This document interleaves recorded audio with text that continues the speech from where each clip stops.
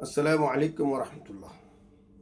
পাকিস্তান, বাংলাদেশ ও ভারত তিন দেশে লেখাপড়ার স্ট্যাটাস কেমন? আমাদের দেশ থেকে কেন পাকিস্তান বা হিন্দুস্তান ছাত্ররা যেতে চান? এর কারণ হচ্ছে তারা দেখেন যে সেখানে গেলে একটা ছাত্র গড়ে ওঠেন। যেমন আমি উদাহরণ দিলে সহজ হবে, মুফতি দিলওয়ার ভাই, মুফতি আব্দুল মালিক সাহেব, মুফতি কামাল উদ্দিন রাশিদি প্রমুখ এই সময় এই যুগে উল্লেখযোগ্য। এবং ইতিপূর্বে সদর শাহ হুজুর মাওলানা আতহার সাহেব রহমতুল্লাহ আলাই, আমার সম্মানিত শ্বশুর আল্লামা মাহমুদুল হাসান হাফিজাহুমুল্লাহ, শেখুল হাদিস আজিজুল হক সাহেব রহমতুল্লাহ আলাই, আল্লামা আমিনী সাহেব রহমতুল্লাহ আলাই, এনারা সবাই এরকম আরও যারা দেশের চিটাগাংয়ের অনেক আলেম ওলামা আছেন, আমি সকলের নাম জানি না, মুফতি ফয়জুল্লাহ সাহেব রহমতুল্লাহ আলাই, ওনারা বনে আসছেন, কেউ ভারত থেকে, হিন্দুস্তান থেকে, কেউ পাকিস্তান থেকে। জন্য আমাদের ছাত্রদের মনের ভিতরে একটা ভাব কাজ করে যে আমরা ওখানে গেলে আমাদের বড়দের মতো, আকাবিরদের মতো হয়ে যাব। কিন্তু সমস্যাটা হচ্ছে পাকিস্তানি আলেমদের, আমি হিন্দুস্তানের কথা বলতে পারছি না যেহেতু আমি ওখানে লেখাপড়া করি নাই, আমি পাকিস্তান লেখাপড়া করেছি 8 বছর। আমাদের পাকিস্তান বা হিন্দুস্তানে আলিমুলামারা ছাত্রদেরকে যেভাবে গড়েন, ধরেন মুফতি শফি সাহেব রহমতুল্লাহ আলাই, উনি দারুল উলুম দেওবন্দে মুফতি সাহেবের দায়িত্বে ছিলেন। তাকে তার উস্তাদেরা, তার উস্তাদগণ, তার মুরব্বীরা ওনাকে বানিয়েছেন, প্রধান মুফতির দায়িত্বে বসিয়েছেন, ওনাকে নিগরানি করেছেন।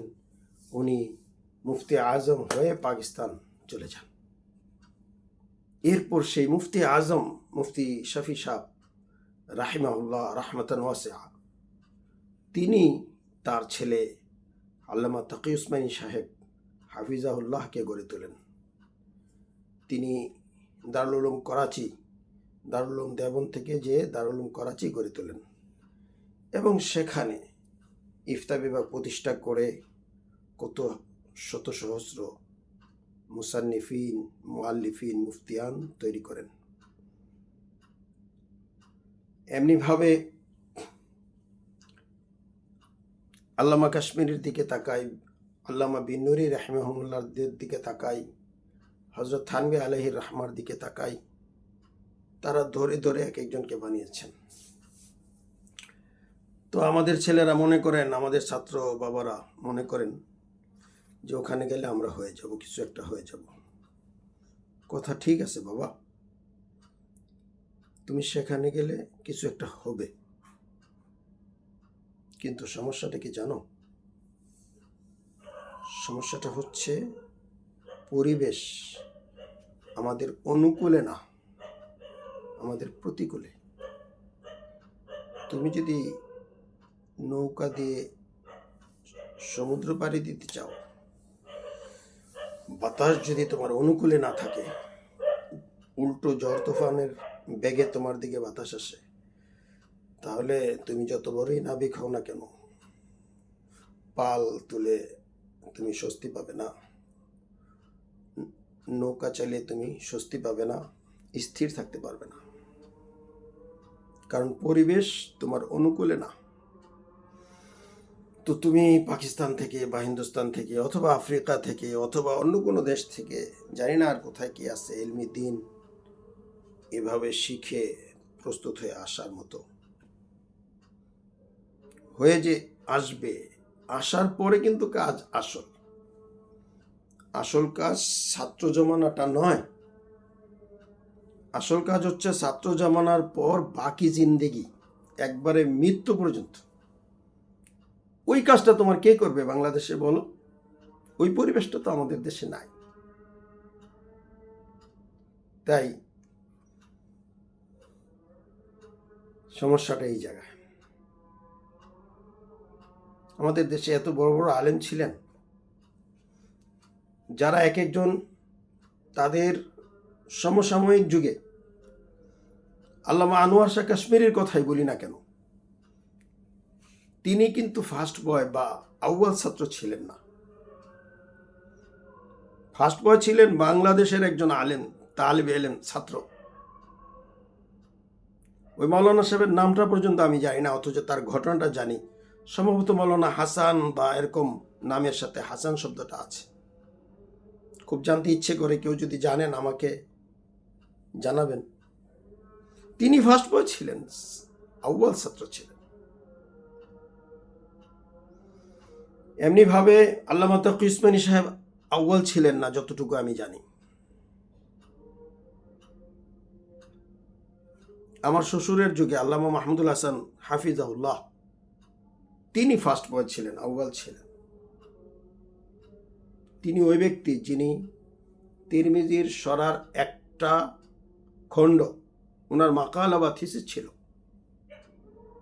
যেই থিসিস, যেই মাকালা দেখার জন্য, যেই মাকালার মুসান্নিফকে দেখার জন্য মিশর থেকে অফত চলে আসে,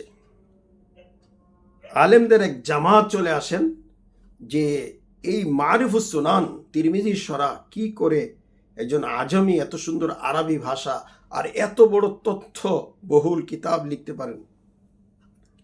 কিন্তু আল্লামা বিনুরি রাহিমাহুল্লাহ রাহমাতান ওয়াসিআ ওয়া নাওয়ারা আল্লাহু মারকাদাহ, তিনি তার ছাত্রদেরকে গড়ে তুলেছেন। তার মধ্যে আমার সম্মানিত শ্বশুর হযরত আল্লামা মাহমুদুল হাসান হাফিজাহুল্লাহ ছিলেন। তিনি একটি খণ্ড মারিফুস সুনানের লিখেছেন। সে একটি খণ্ড ওনার মাকালা ছিল, থিসিস ছিল, থিসিসের অন্তর্ভুক্ত ছিল। আমার তো মনে হয় যদি আল্লামা আনোয়ার শাহ আল্লামা বিনুরি রাহিমাহুল্লাহ বেঁচে থাকতেন আর আমার শ্বশুর পাকিস্তান থাকতেন, ওখান থেকে তিনি না আসতেন, তাহলে আল্লামা তাকি উসমানী সাহেব বা অন্য কোনো সমসাময়িক আলেম, আল্লামা রশিদ আহমদ লুধিয়ানবি সহ আমার শ্বশুরের আগে কেউ যেতে পারত না। এবং মারিফুস সুনান তাকমিলা করতে পারেননি। হযরত বিনুরি রাহিমাহুল্লাহ মারা গেছেন। আমি যখন ছাত্র জমানায় মারিফুস সুনান পড়ি, তিরমিজি সরা হিসাবে তিরমিজির ব্যাখ্যা বোঝার জন্য আরবি একটা সরা মারিফুস সুনান পুরা মোকাম্মল কমপ্লিট করা সম্ভব হয়নি। হযরত বিনুরি রাহিমাহুল্লাহ এর আগেই মারা যান। কিতাবের শেষে লেখা ছিল আফসোস, আরবিতে লেখা ছিল কথাটা, আফসোস কিতাবটা তাকমিল করার আগেই মুসান্নিফ রাহিমাহুল্লাহ মারা গেছেন। আমার তো মনে হয় আমার শ্বশুর বিনুরি রাহিমাহুল্লাহ উপস্থিতিতে ওখানে যদি তিনি থাকতেন বা বাংলাদেশেই থাকতেন আর বিনুরি সাহেব বেঁচে থাকতেন, বলতেন তুমি মোকাম্মল করো বাকিগুলো। এই যে আমি এই সূত্র ধরে কথা বলতে চাচ্ছি, আর বেশি কথা বলা আমার ইচ্ছে নাই।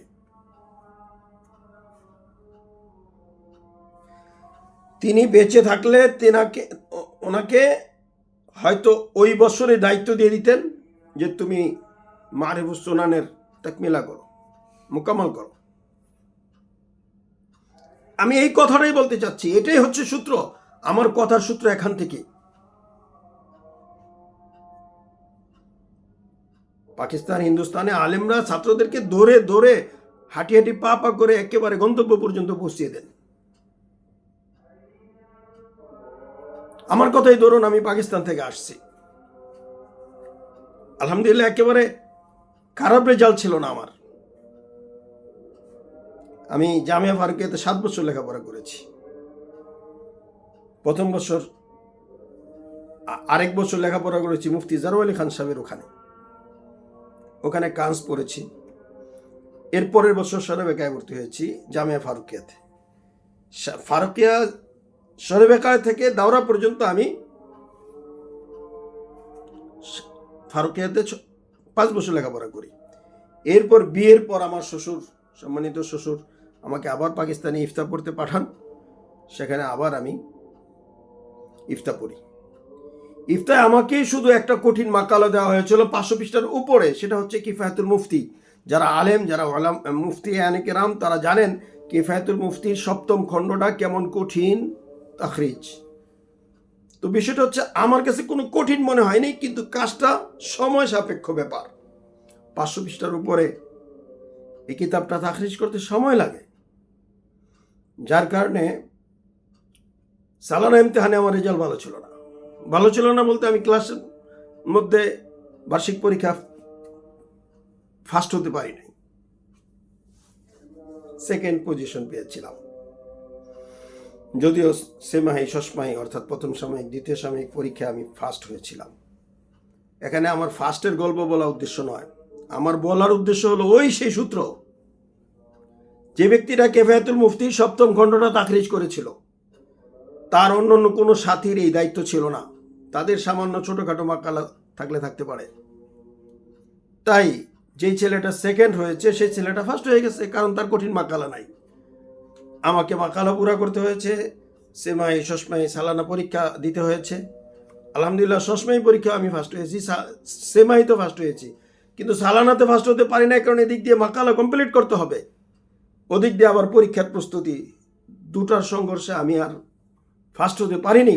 যাই হোক, ওইটা নিয়ে আমার কোনো দুঃখ নাই। আমার দুঃখ হচ্ছে এই জায়গায়, আমি যদি পাকিস্তানি হতাম বা ওখানে থেকে যেতাম, তাহলে যে উস্তাদরা আমাকে দিয়ে কিফায়াতুল মুফতির অক্ফ এবং অর্থনীতি কিতাবুল মাআশ 7 নম্বর খণ্ডের তাখরিজ করাইছেন, তারা আমাকে দিয়ে কি এরকম কিফায়াতুল মুফতির মতন ফতোয়ার কিতাব লেখাতেন না? তারা আমাকে দিয়ে কি 200 ফতোয়া লেখান নাই? লেখাইছেন বলেই তারা আমার উপর এই অক্ফের দায়িত্ব, অক্ফের মতো কিতাব, 500 পৃষ্ঠার কিতাব এবং মাস অর্থনীতির মতন একটা কঠিন সাবজেক্টের মাকালা আমাকে লিখতে দিয়েছেন। এবং আলহামদুলিল্লাহ পুরা মাকালা আমি লিখে আসছি, একটা জায়গায় একটা হরফও ভুল ধরে নেয় আমার উস্তাদ মাদ্রাসা নাজিমে তালিমাত মাওলানা আব্দুর রাজ্জাক সাহেব, আমার উস্তাদ। আমি ওনার কাছে হাদিস পড়েছি আর অন্য অন্য কিতাব পড়েছি, ইবনে মাজা পড়েছি ওনার কাছে। তিনি আমার পুরা মাকালাটা A to Z দেখেছেন, কোথাও একটা হরফও ভুল ধরেন নাই। আমি চলে আসার পর 1-2 বছর পরেই শুনি যে কিফায়াতুল মুফতি ছাপায় দেওয়া হয়েছে। এখনো আমার গালগপ্প করা ইচ্ছে না, আমার ইচ্ছে হচ্ছে এই ওবায়দুল হক ছেলেটা যদি পাকিস্তানে থাকতো, তাহলে এই ছেলেটাকে এইভাবে ছেড়ে দেওয়া হতো, তাকে কি কাজ করানো হতো না, তাকে কি গড়া হতো না? তাই বাবারা, তুমি যে পাকিস্তান বা হিন্দুস্তান যাবে, ধরো তুমি ফার্স্ট বয় হওয়ার পরে কি হবে? ফার্স্ট বয় হওয়া, কিছু একটা মাকালা লিখা বা ফতোয়া লিখে আসাই তো তোমার জীবনের সফলতা না। সফলতার জন্য এটা হলো মাত্র ড্রাইভিং শিখা। তুমি ড্রাইভিং খুব ভালো শিখেছো, ড্রাইভিং শেখার পরে তুমি ড্রাইভ করলা না, তাহলে এই ড্রাইভারের কোনো দাম আছে? তুমি জীবনে আর গাড়ি চালাইলা না, কিন্তু তুমি পরীক্ষা সবার চেয়ে ফার্স্ট হইলে, লাভ কি? কি লাভ হলো? সার্থকতা হতো যদি আমাকে দিয়ে কাজ নেওয়া হতো। আমি যদি কিফায়াতুল মুফতির মতো করে ফতোয়ার একটা কিতাব লিখতে পারতাম। ওইটা হলো 9 খণ্ডের কিতাব, এক একটা বিশাল বিশাল খণ্ড, 9 খণ্ডের কিতাব। আমাকে দিয়ে যদি আজকে 9 খণ্ড, 10 খণ্ড, 20 খণ্ড কিতাব লেখা হতো, সম্ভব ছিল, আমি এই রাস্তায় ছিলাম। কিন্তু এই চিন্তা আমাদের দেশে নাই। আমাদের দেশে এই চিন্তাটা নাই। তোমার জন্য এই চিন্তাটা কেউ করবেন না। তাই তোমার যদি বিদেশ যাইতে মনে চায়, তাহলে জীবনের তরে হিজরত করে চলে যাও। যে জায়গায় যেতে মনে চায়, কোনো মুরব্বীর মাথা হাতে থেকে সারা জীবন ওখানে পড়ে থাকো, ওখানেই তোমার বাড়িঘর বানাও, ওখানেই তোমার জীবন বানাও। আর নইলে বিদেশ যে লাভ নেই বাবারা। আসসালামু আলাইকুম রহমতুল্লাহ।